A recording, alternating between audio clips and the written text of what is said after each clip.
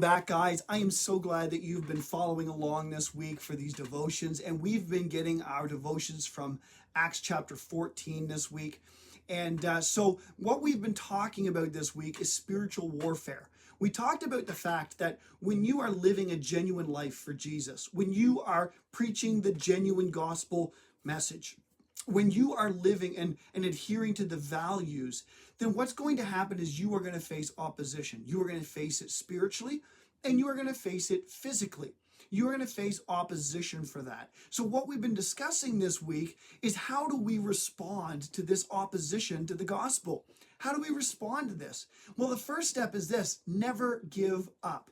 Right? Don't give up. Don't lay in defeat and allow the enemy to convince you that you are unworthy because of your past mistakes, because you are unworthy because maybe the mistakes and the things you did this week. We talked about Samson. The whole story of Samson was one moral failure after another. Yet at the very end of his life, God still used him to bring about this great victory.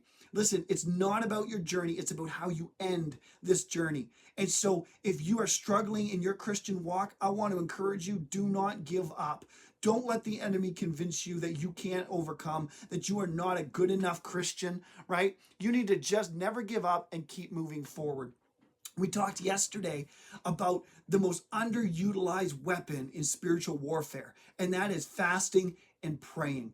We learned that prayer is simply communicating with God, our head. We need to make sure that we are getting approval, and we need to make sure that we are getting direction and guidance on everything that we do in our walk and in our life as a Christian.